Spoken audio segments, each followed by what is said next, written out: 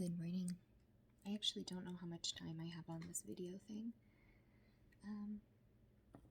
My eyes are going crazy this morning. I don't know what's going on. I think I'm having an allergic reaction to something, but I still really wanted to do this. So I'm going to take the time to sit down and kind of play this out and get it uploaded and onto YouTube and out there. So you can follow me on Instagram. I will go ahead and disclose that information down below. It's at Mountain Montessori Mama.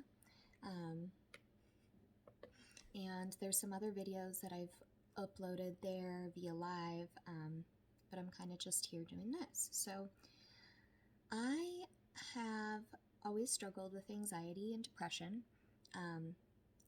Come to find out that there could be this bipolar thing that's tied into my brain. And I didn't really understand what that meant until just a couple years ago. And I've really dived probably too deep down the rabbit hole in trying to figure out how to cognitively and behaviorally shift and change my perceptions.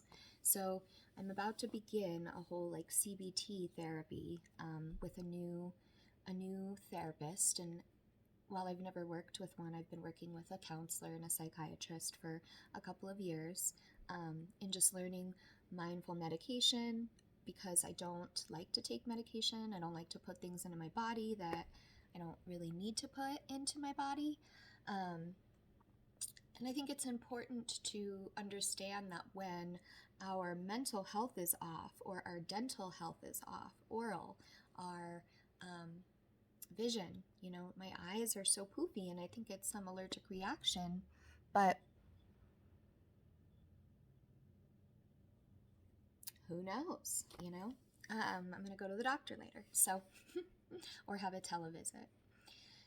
So mental health, our physical health, everything is tied together. What we put into our bodies. A good girlfriend of mine is going to acupuncture school and is studying Chinese medicine, and the more and more that she has shared with me over her journey, and just her journey through life and her trauma and everything like that, it is amazing how much she has transformed herself by just shifting those perceptions and always working at it. I'm very insecure. It has a lot to do with my childhood attachment to my mother. My mother passed away when I was really young, and I think I anxiously attached myself to her.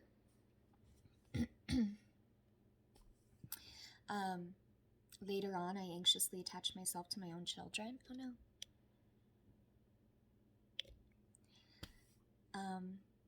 And then I anxiously attached myself to my husband, or ex-husband, ex-partner.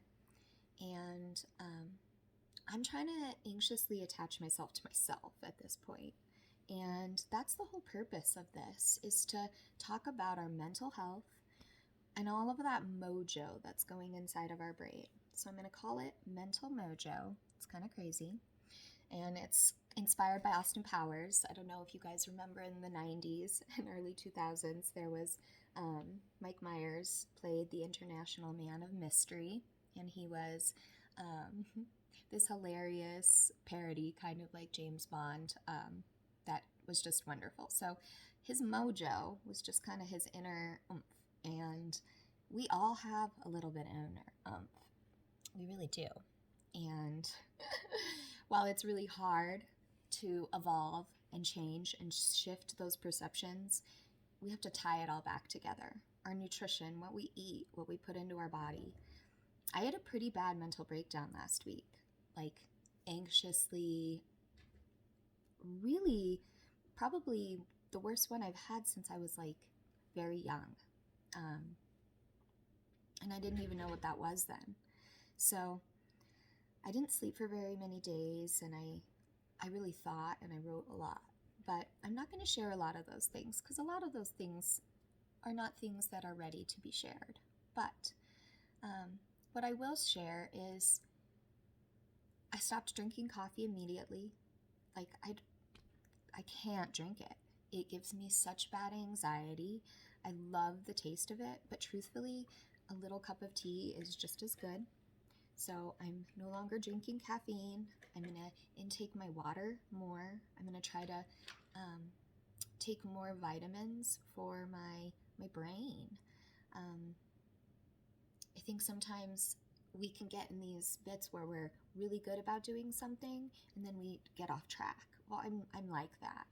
And I can take one vitamin for 2 years and then I just forget to order it 1 month and I don't take it for 6 months. So it's really important to learn consistency.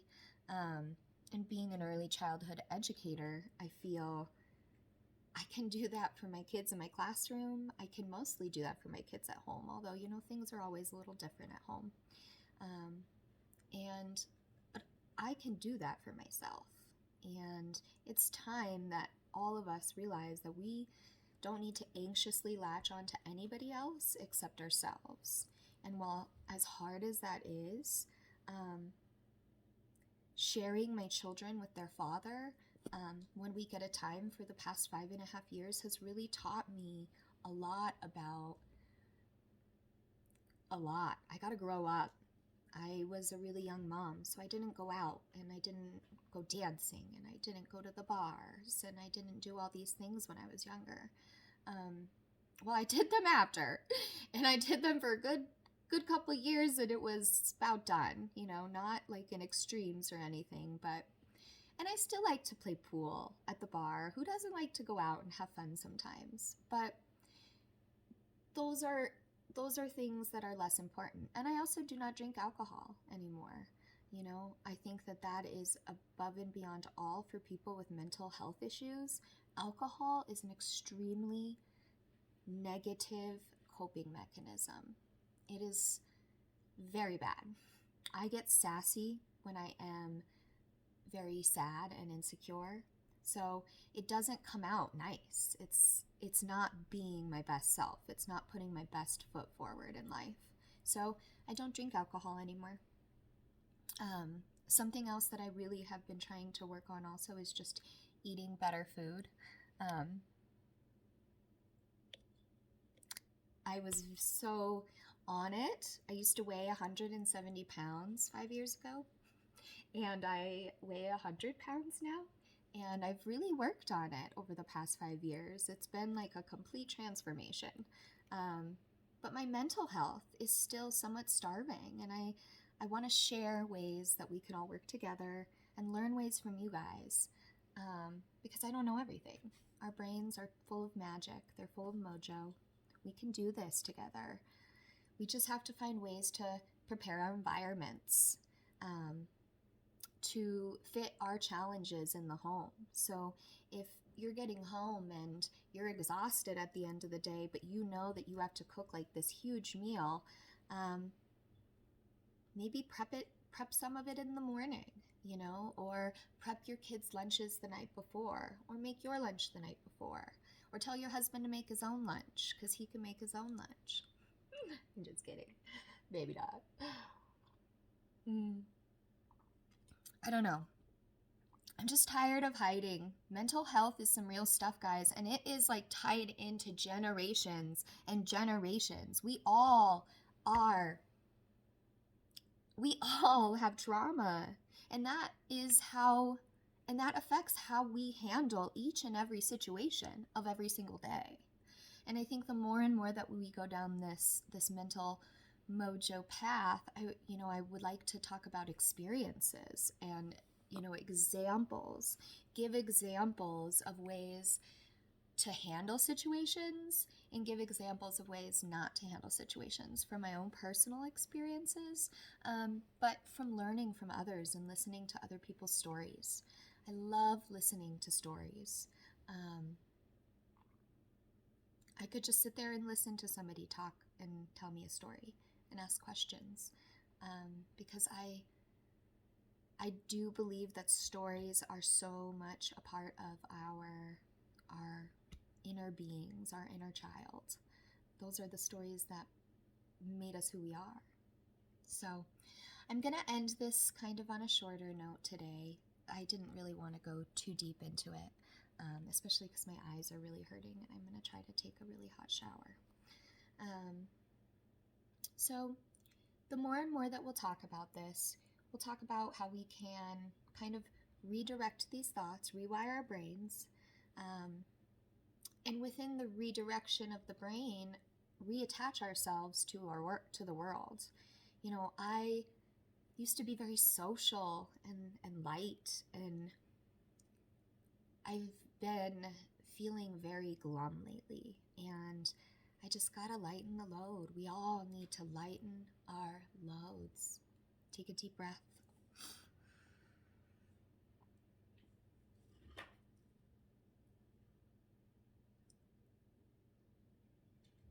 And let it go. I mean, really, just let it go. Like Elsa says, let it go, let it go. My daughter would be very excited. So I hope you all have a wonderful day. This is my first post on here, and just see how it goes. Like it if you like it. Follow me at Mountain Montessori Mama on Instagram. I'm not on Facebook, so you can just follow me there. And I also have a blog that's written down below. So have a great day, guys, and like the video. Thanks.